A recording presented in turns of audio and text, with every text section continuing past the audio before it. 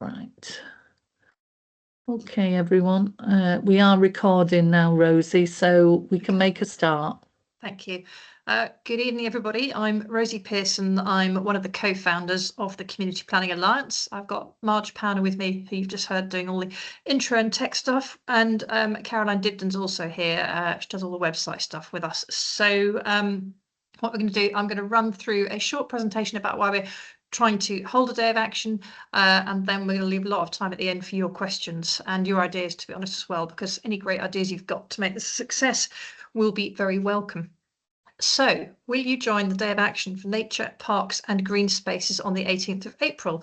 I think probably by the fact you're all here, you're all far too aware of the monumental amount of pressure on our nature parks and green spaces. We are seeing this, obviously, as a Community Planning Alliance across the UK, we're seeing huge housing estates, not just in the green belt where it's appalling at the moment with the grey belt rules, but also in countryside outside the grey belt, solar farms on better farmland.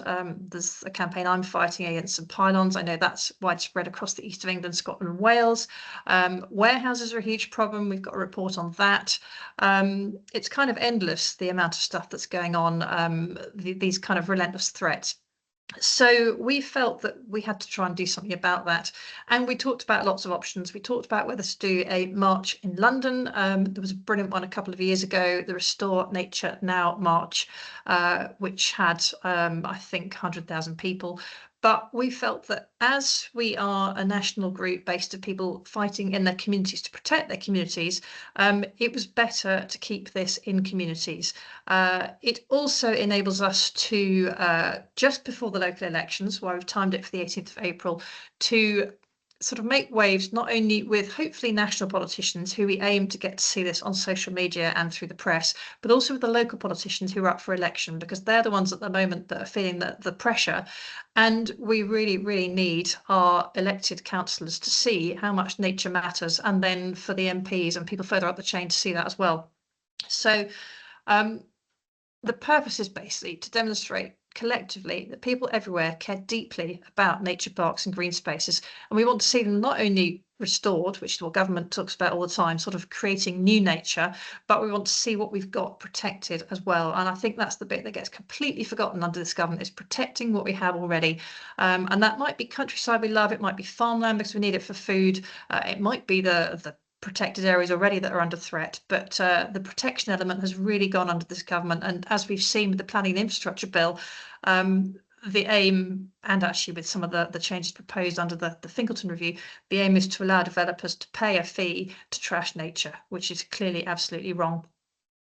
We are doing this as a non-partisan, apolitical initiative. So it's sort of about politics because we need the politicians to really see that nature matters, and it is time for the local elections, but we're not endorsing any particular party, and we're not particularly anti any party. We need all the parties over these next few years to up their game when it comes to nature, because there's not a single one, even probably the Green Party, that really understands about the countryside and nature. So it's really to make decision makers of all parties know, and I could keep saying this, that nature matters to the electorate. And this is coming out in poll after poll that we see, is that nature is really, really important to voters. So the attacks we've seen over the last 18 months are not a great way to win votes. Activities that you do, they're entirely up to you, and they can be as complicated or as simple as you want. So the simplest thing we can do, and I'll show you a template later, is literally take a photo of the green space near you that's at risk. We've got a template, you can put it in, send that off to Keir Starmer at 10 Downing Street and put it on social media. So you can do that on your own, even if you can't organise something within your community. You could do a local litter pick, guided nature walk, plant a tree, have a community picnic, run a wildlife survey, a sort of bio-blitz and upload it on iNaturalist, hold a celebration in the park, or hold a group photo on a village green. And I was just looking at the map that we've got of current sign-ups, and we've got everything from meetings with sort of educational talks to walks up to and across sites that are at risk. We've got a coffee morning, we've got people working on a garden that's been created, we've got some children's activities and a drone shot and cakes, and that's just some of them. So there'll be more and more that people have thought of. And the day is needed I mean, okay, I've said we're not particularly targeting political parties, but the one we've got at the moment, Keir Starmer has said, this is fairly recently in Parliament, we are not going to plough through farmland. He said before getting elected that they would target the grey belt in the green belt, which is poor quality and ugly areas, which should clearly be prioritised over nature-rich and environmentally valuable land. I'm sure lots of you are sitting in your seats shouting at the screen right now. Again, he said in April 2024 in a video on Twitter, we're not going to build all over the countryside. That's a nonsense, of course. Nobody wants to do that.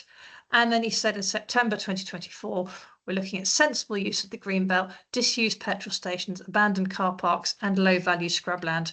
So, I mean, I think probably everybody in this call will know that clearly Labour is ploughing through farmland. And we ourselves have done a grey belt report, which looked at just some of the initial sites that have been recategorised as grey belt that previously were considered inappropriate and would not be developed, that are now being categorised. And they are all countryside, they're all farmland.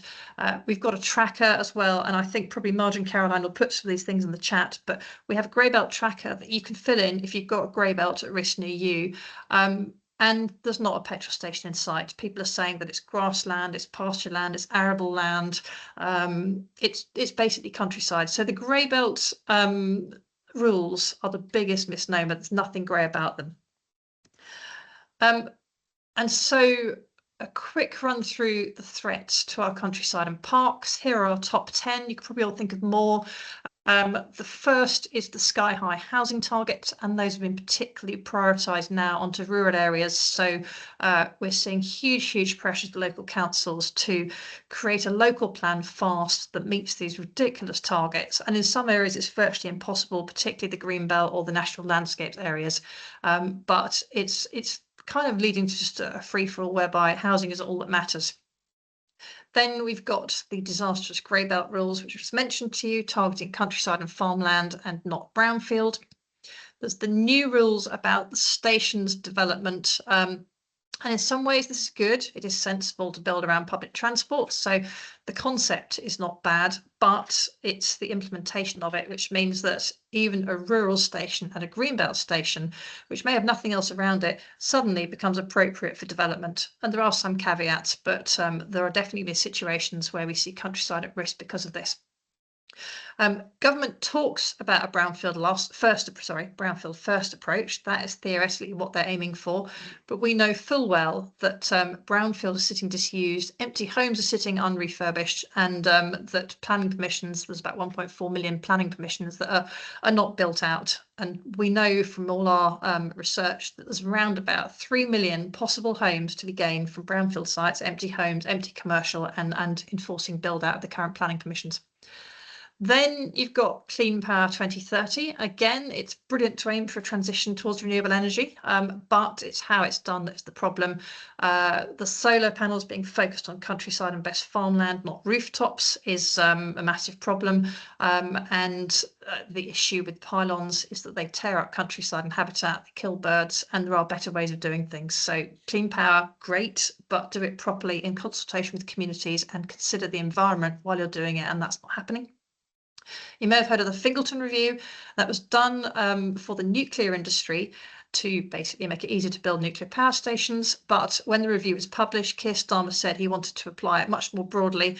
And you've probably seen in the press, there's a lot of talk at the moment about what it will apply to or won't apply to. Rachel Reeves is very keen on it. Actually, Robert Jenrick, speaking for the Reform Party yesterday, said he would implement all the recommendations in the review. But it basically, it's deregulation, it's targeting nature protections, it's targeting national parks, it's making it harder for citizens to JR, and it's implementing more of this cash to trash where developers just pay to destroy habitats and go and create new habitat elsewhere. So that's a massive problem. All the wildlife trusts are running a big campaign on that at the moment. Last year, we had the Planning and Infrastructure Act, the worst bit of which is allowing developers to pay to destroy countryside, but it also removes some of the powers from the communities. So quite a lot of bad stuff in that. Then we've got the new towns on greenfield instead of building on previously undeveloped land, and there was no strategy around this new towns approach. They weren't listening to better alternatives. They weren't recognising that if you build on greenfield, you're taking farmland out of production, you're generating car-dependent sprawl. So some of those have been particularly contentious and will continue to be so. With relation to the parks are under-maintained, they're understaffed and increasingly subject to commercialisation or even being built over. So the limited green space people might have in their area is at risk. Second point actually, and yeah, parks lacking protection, many are facing inappropriate developmental sell-offs. So that is just some of the threats to our countryside and parks, and there's others. There's roads, there's warehouses, there's airports, there's data centres. I could probably go on all day listing the risks, but this is sort of the broad areas. So there's a really, really big need to tell our powers that we need change. It's a national problem. I'm not going to read these out, but I did a really quick search for headlines about campaigns where they're worried about their green space, and that's just some of what came up, but it's endless. And actually, I was looking on Twitter X yesterday, and I asked Grok to do some analysis for me, and it said yes, the chatter around grey belt at the moment it's far higher than it was last year. Actually, just a quick aside, Matthew Pennycook, the housing minister, said in Parliament before Christmas he felt quite pleased because there'd been no pushback on the grey belt rules up until then. But I said at the time that is because it's only fairly recently people have seen how bad they are, and it's all taking effect now. So they're really going to feel the pressure from now on. So we've got here 10 calls for action for nature. We want to safeguard, protect and expand valuable habitats. We want to use brownfields, going backwards, sorry, protect and improve public parks and green space, stop pollution of rivers, deculvert urban waterways where possible. We want green spaces in every neighbourhood and new development. We want to ensure that farming and forestry enhances biodiversity. Clearly use brownfield sites when they're suitable. Sometimes they have become rich in nature, and those are not the best ones, but empty homes, commercial buildings, not green spaces or greenbelt. It should be greenfield last, not greenfield first. We want the right infrastructure in the right places, like solar on rooftops or power cables underground. Climate action policies in all areas of human activity. Make sure that young people appreciate nature. So things like the Nature GCSE are a really good one for that.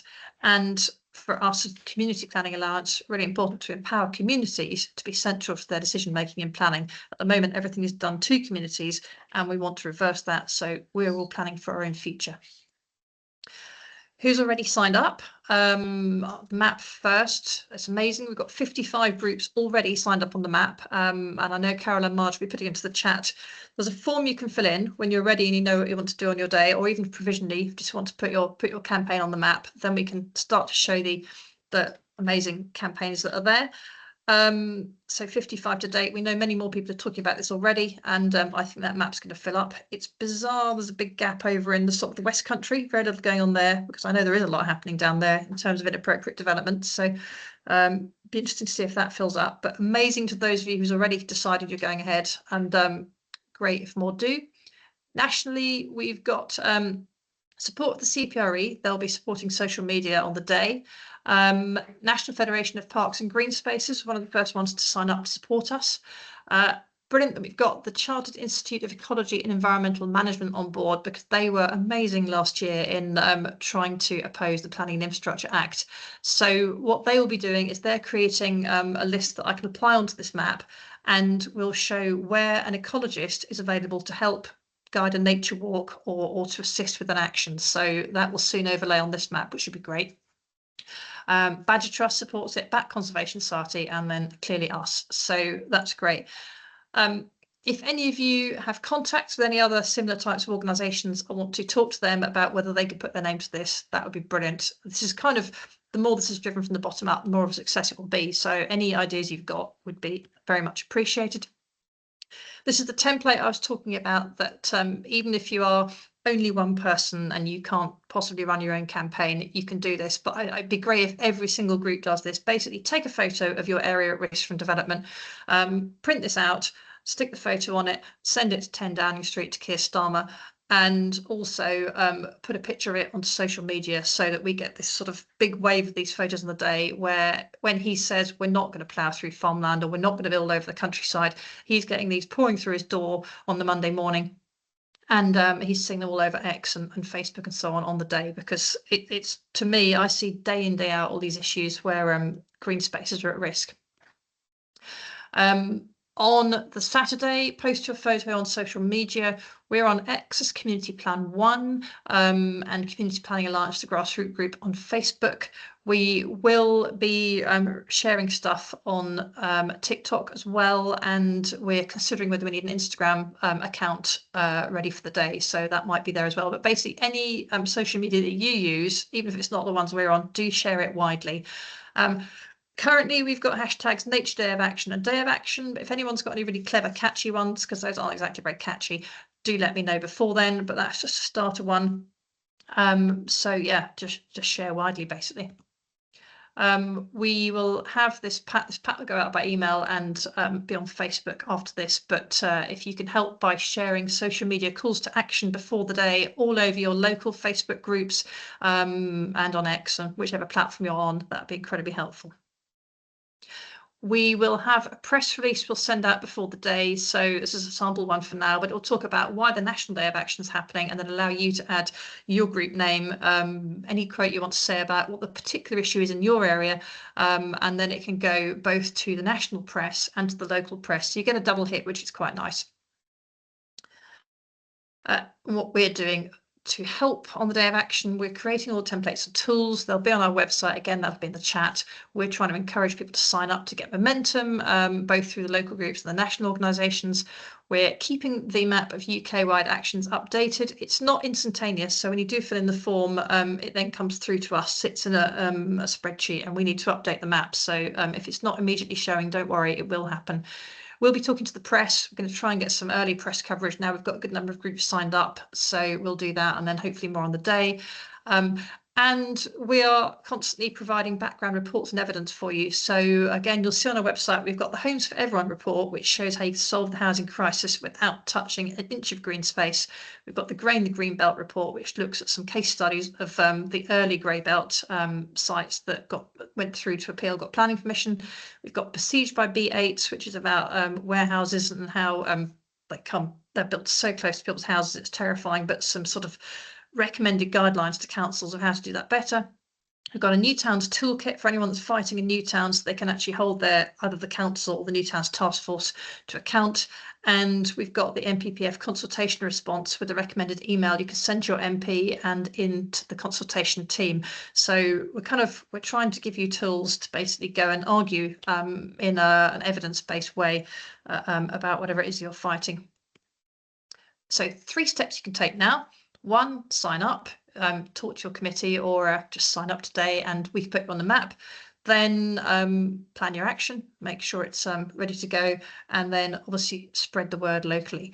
One we're particularly keen on is if anyone has contacts with a celebrity that supported your local campaign, it'd be amazing if they would endorse the Day of Action nationally as well. So if anyone knows anyone famous, that'd be great because it really helps with the press coverage. And that's our website there. And that is me done. But basically, yeah, a few of our logos to show you we're partnering with. And a reminder, 18th of April is the day. So thank you everyone for listening. I'm going to go out of that so I can actually see the screen. And yeah, so does anyone have any questions? I don't know if there's been anything in the chat while I've been talking. Rosie, Yeah. Sally Bugden. Hello. Will these the slideshow be available? Because it's really concise and great, and it would be great to show it to our groups if you can share it on wherever, via email or whatever. Yeah, no, definitely. Yeah? We will put it on the website and we will send it by email and we'll put it on Facebook and on X. So yes, definitely. Lovely, thank you. Nancy's got a hand up, Rosie. Okay. Go on then. Do you need to unmute or? Yeah. Hello, I've unmuted, I think. Hi. Hello. I don't actually have a question, just a comment, which is to say thank you very much, Rosie. That was masterfully run down.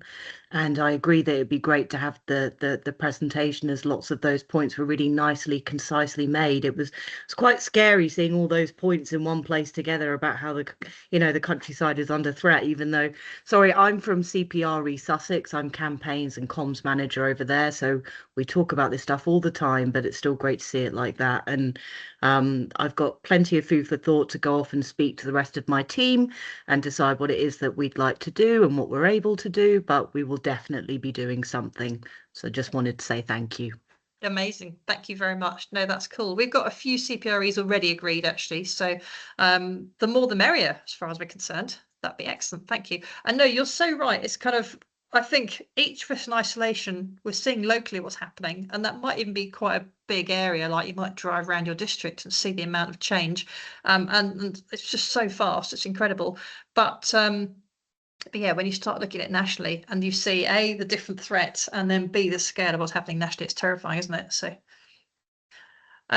question from Catherine. Great suggestions for activities. Okay, it's a good question. Has anyone on this call decided what they're doing in addition to the examples listed? That's a very good question, actually. Yeah, so does anyone here want to chat about what their ideas are?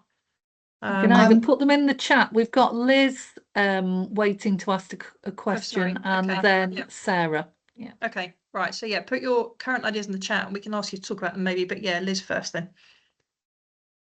Oh, hi, Rosie. Hello. Great idea. And hopefully it will garner some press attention. Following on from it, though, are there any kind of ways that our groups can kind of get together? We've obviously got the same issues all over the country.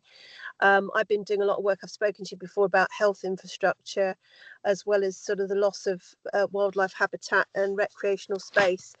But is there any sort of collective action also to follow this up, to join those groups together and to sort of take to the streets a bit more, or to sort of have a more united front as well? No, there isn't, because we've talked over the years, we've talked about having a march. We don't think that we as the CPA could get the numbers into London to make it really symbolic. The last one, the Restore Nature March, the Restore Nature Now March, was organised by all the big NGOs, and it was a massive undertaking. I was there.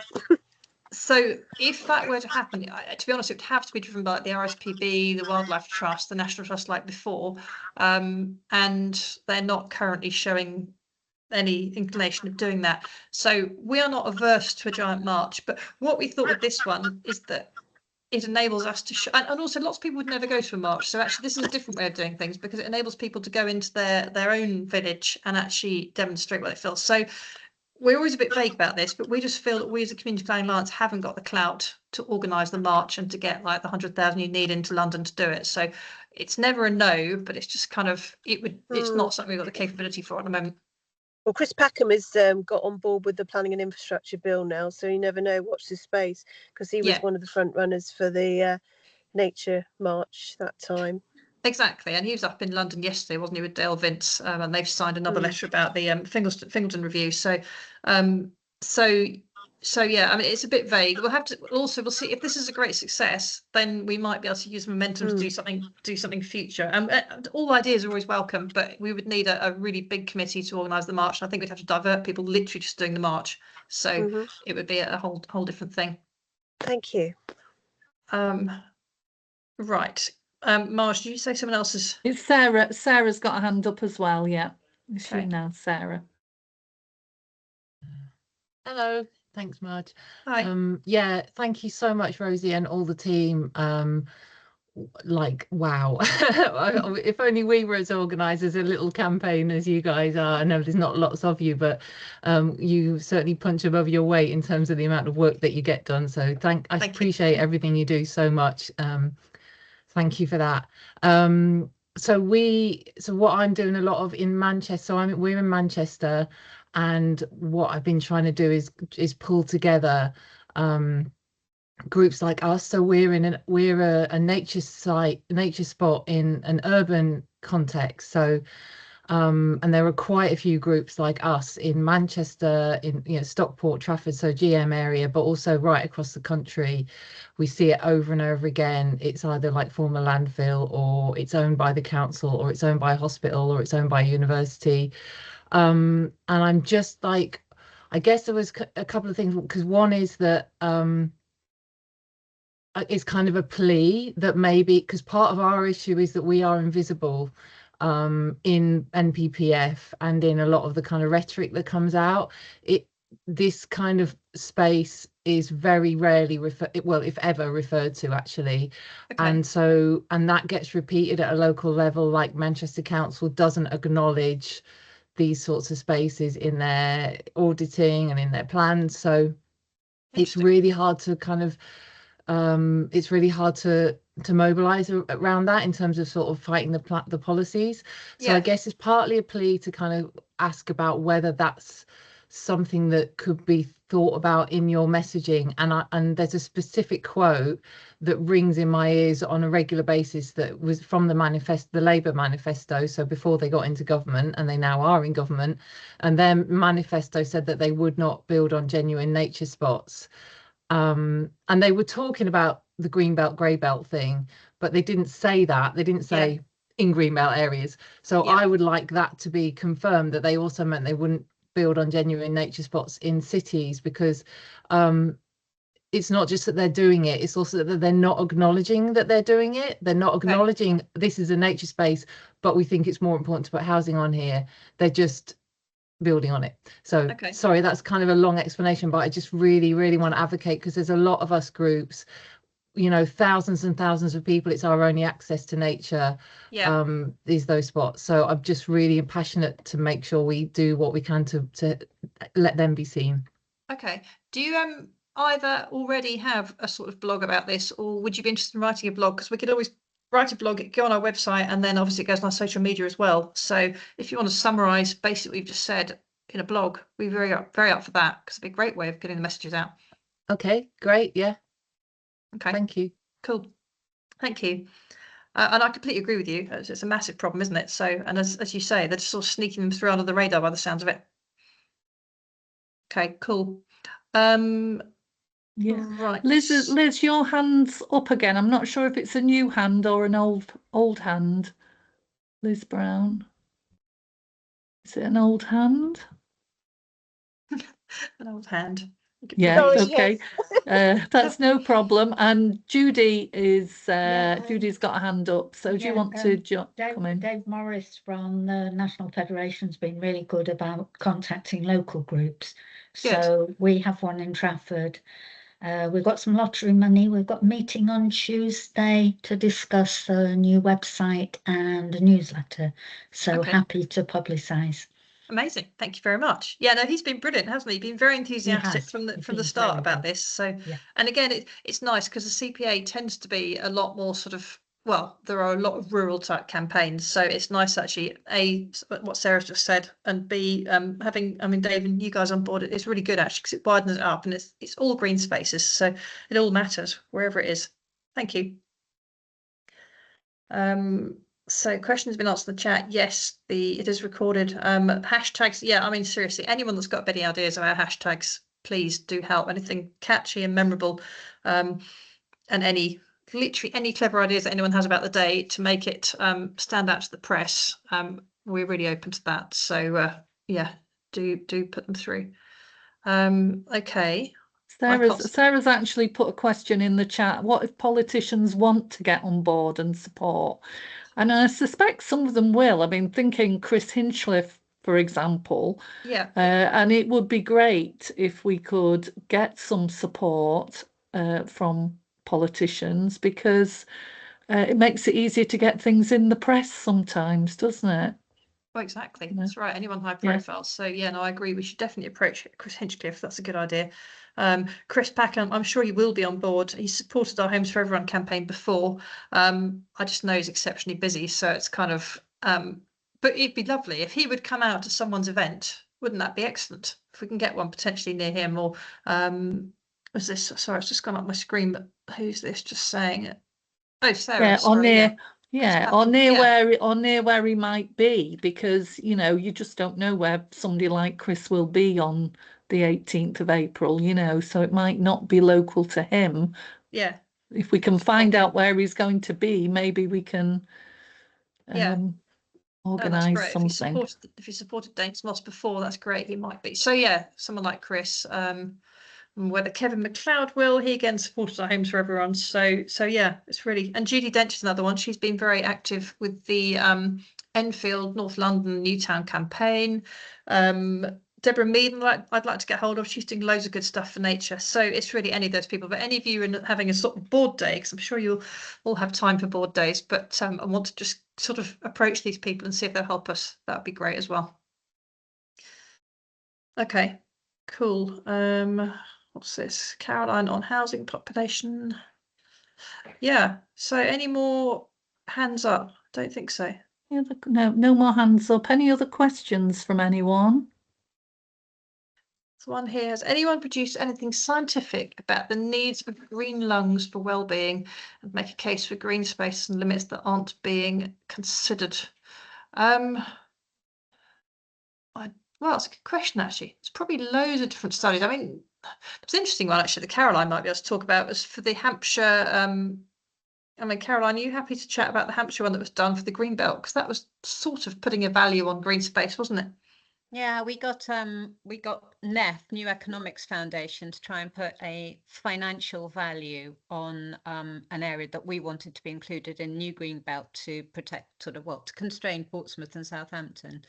And one of the biggest, if you like, values for the green space was what they perceived as savings to the NHS in terms of people's health and well-being, not just getting out and kind of walking about and being physically healthy, but mental well-being as well. And the value was, I mean, in the millions for an area that would be potentially put into Greenbelt. I mean, there was the other things. There was all the kind of fresh water, fresh air, food, farming, all the obvious things. But the biggest single issue was health and well-being, and they put a financial value on it. Unfortunately, the local authorities in Hampshire decided that they didn't want to put a green belt there because it would constrain what they might have to do with housing numbers. And sure enough, they're just building all over the place. So, thank you. Yeah. That was a good study, though. Mums for Lungs, yes, that's a good one. And as Sarah says, there are loads of different studies, actually. Another one is always to think about whether you can get the Treasury Green Book applied, because that looks at all the sort of externalities of projects. So that's quite a good one.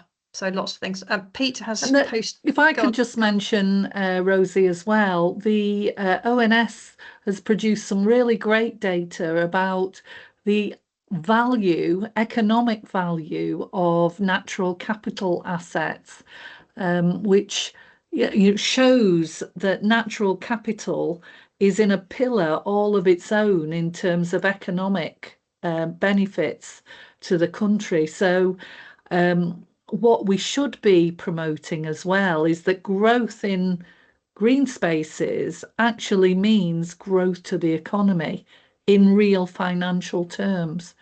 So there is quite a good presentation on the ONS Natural Capital website. Yeah, no, I should just put in the chat. You reminded me. So that's in the chat. And yes, Catherine says as well, of course, Das Gupta was very big on natural capital. And actually, it's a good way to push back at all the obsessive growth chat, is that nature brings us growth too, and natural capital is good for the economy. So even if these politicians don't care about nature, they are obsessed with growth. So if we can prove to them nature's good and helps their growth, then that's a good thing. Mary, thank you. That'd be brilliant. If Plumpton Wildlife Group could help, that'd be really cool. I want to I want to approach a few of our local wildlife groups as well and see if they can do something like a bird walk or something. Pete's been posting the Yorkshire Building Society report that you might all have seen today. It was a really good one, actually. Basically endorsing all the things we've been saying forever, which is that you should really reuse the things you've got, like the brownfield, the empty homes, the empty commercials, and so on and so forth. And particularly bit he's highlighted is that every pound invested in bringing empty homes back into use adds £4 to local economies, revitalises communities, and helps tackle issues like crime, making this an ideal starting point for renewed housing strategy. So great to have the Yorkshire Building Society saying some sensible things. We have tried to approach them to see if they'll work with us as well. So so that was quite interesting. Okay. Anyone else got any comments or questions? Perfect. Well, that was all quick and efficient. Thank you, everybody. In which case we will put everything onto, this will be on YouTube, by the way, and yeah, we'll send. Sorry, Rosie, there is a final question in the chat, and I think Sarah's just put a hand up as well. But okay. Sanat Last has asked if she's already entered her data, how does she update it? Do people need to resubmit? You can either resubmit, but you must tell me, otherwise it'll be a duplicate. I'm just putting my email in the Community Planning Alliance at mail.com. Yeah, so either resubmit the form if it's changed, or email me and tell me, and I will edit it for you. So yeah, otherwise it will just appear as a duplicate. Okay, and Sarah, you had a question, yeah. Yeah, it was just an enthusiastic yes to the idea of using Instagram. Okay. We virtually never use Twitter now because it's such a bear pit, cesspit, or however you want to describe it. But Instagram, especially with our younger demographic, and that's quite an urban demographic maybe, but like the 20 to 30 somethings, we've got thousands of them on Instagram. So okay, no, I was thinking this morning it's a bit of a gap, so we will look at that. Also, it's good for visual stuff, isn't it, as well? So if we are having photos on the day, it's perfect for that, isn't it? And so we will definitely do that. Okay, thank you. Yes, can we download these from the chat? No, you can't get them from the chat, but as Caroline says, we will save them and share them, so you'll be able to find them at one of the places you normally hear from us. Yeah, just so people know, if you use Teams as an app, you can see your chats afterwards. If you use it on the web, you can't. So it depends on how you're using Teams. So, but as I think Caroline said, we'll send them to you later. Okay. Perfect. Good. Okay. Well, thank you so much, everyone, for turning up. And thank you all for your enthusiasm about this. I think it's going to be a really good day. And I think it'd be quite exciting, very positive. There's a lot of negativity going on, so it'd be nice to be doing something positive. Thank you all. Super. See you soon. Bye-bye. Thanks, Marge and Bye for Caroline. now. Bye.